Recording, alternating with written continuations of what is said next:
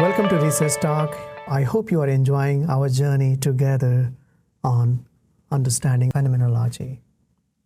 In our previous videos, we talked about Edmund Husserl, a German philosopher who is considered the father of phenomenology, and he developed this new idea of understanding human experience and human sciences. As I said previously in that video that during his lifetime, Edmund Husserl was still developing his ideas. It was not a perfect idea. There were some, you could say the gaps that still needed to be filled. So Husserl predicted that his student, Martin Heidegger, will take his work forward and develop his phenomenology even further. So Martin Heidegger was a prized student of Edmund Husserl. He was also a German philosopher and a student of Husserl. However, Martin Heidegger took a different turn. Instead of taking the work of Husserl forward, he took a different turn and developed ontological way of turn in phenomenology. So that's why we call that ontological turn in phenomenology. Martin Heidegger, he wrote his ideas in his famous book called Being and Time, a very popular, very influential book if you want to read it. Being in Time. In his book, he talks about his ideas on phenomenology, and those ideas were all about ontology, which means, you remember Husserl talked about Husserl idea was more about epistemology, meaning what it is to know. So Husserl idea was more focused on epistemology.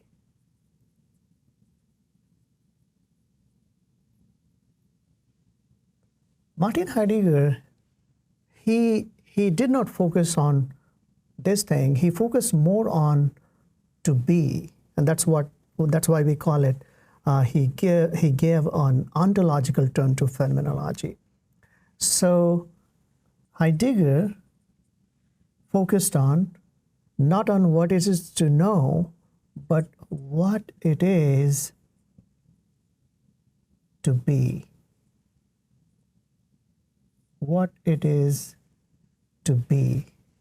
He focused on the being component of human experience.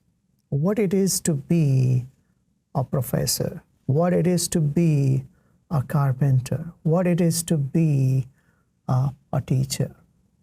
So he focused, when it comes to human experience, his primary focus was on what it is to be. And that is why we say Martin Heidegger took phenomenology in a different direction, and we call it ontological direction. So let's understand that what it is to be. So when it comes to human experience, he argued that we found ourselves in different situations, in different surroundings, in different contexts. So when you think about understanding human experience, focus on the being, what it is to be, will help us understand more about the human experience rather than what it is to know. Let's take an example further. If I'm looking at a tree,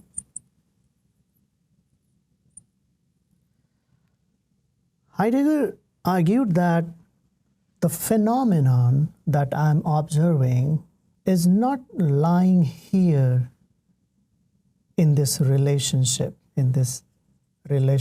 between the human consciousness and the tree. He says that a phenomenon is brought into being through the contextual living.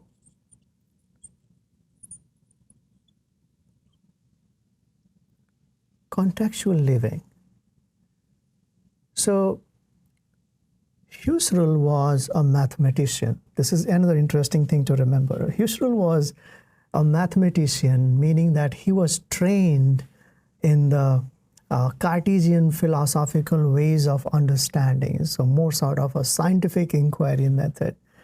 And then when he developed his way of phenomenology, his ideas around phenomenology, there was still an influence of mind-body duality, or still the influence of how to know the word, what it means. And Husserl's idea, looking at the tree, he still conceptualized that there is a phenomena living here in this intentional relationship, and you study this relationship. So it's here. Martin Heidegger says that a phenomena doesn't live in the intentional relationship between the observer and the observed. He said a phenomena comes into being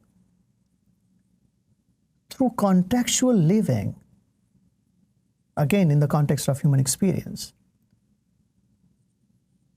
So it comes into existence.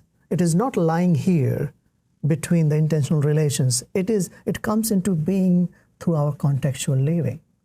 Now, what it means by contextual living? It says human experience depends on meanings and interpretations. Meanings and interpretations. So when I look at a tree, what meanings are there? What meanings I have or I'm creating between when I'm observing a tree? What meanings, what conceptualization I have prior about a tree? If you ask 10 people, what image comes to your mind when you hear the word tree, 10 people will tell you 10 different answers based on what is the idea of tree in their mind. So people, when they observe things around them, when we interact with people, they are like contextual living, meaning that they have certain meanings and they interpret phenomena around them. When we observe anything, we are constantly creating meaning through interpretation. So meanings and interpretations are important when it comes to understanding human experience. So again, as I said previously, in Husserl's idea, a phenomena is objectively living here in the intentional relations. Husserl said no, a phenomena comes into existence through the meanings and interpretation that we are creating through our contextual living day-to-day world. So he focused, and that is why the Martin Heidegger phenomenology is also known as hermeneutic. Hermeneutic phenomenology, again related because the word hermeneutic is associated with interpretations and meanings. So his phenomenology is called hermeneutic phenomenology. So Martin Heidegger focused on the meanings and interpretations that we have when we think about understanding a human experience or human interaction in our day-to-day living and the world. So that's briefly about the key idea of Martin Heidegger. First, he focused on ontology, meaning what it is to be, what it is to be in different situations. He also argued that our being is in a flow, in a constant flow. It's not like my being a teacher 10 years ago is same as today. It keeps evolving. It's contextual. My being a teacher depends on the meanings and interpretations that I'm having associated with this role as a teacher. So our living in this world, when we say phenomenology, phenomenological living, Martin Heidegger focused on being and our contextual living.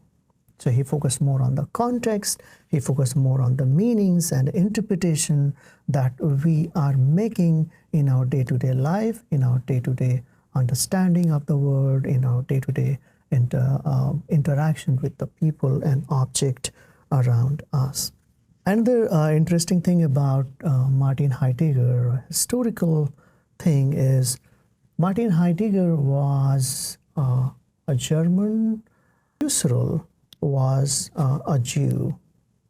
And during 1930s, when he was working in his philosophy, some historians argued that Martin Heidegger disagreed, and they were not on good terms. So although they were, Martin Heidegger was a disciple of Husserl, but in the later part of their careers, they sort of diverged, and they were not on a good in good relations with each other. That can be contributed to the political atmosphere of the time.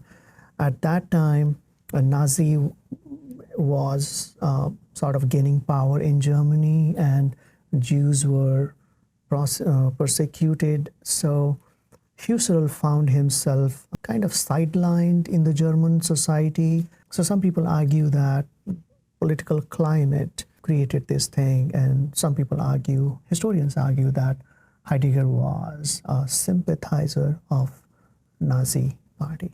So that's a brief context about Martin Heidegger and Husserl and their relationship with each other.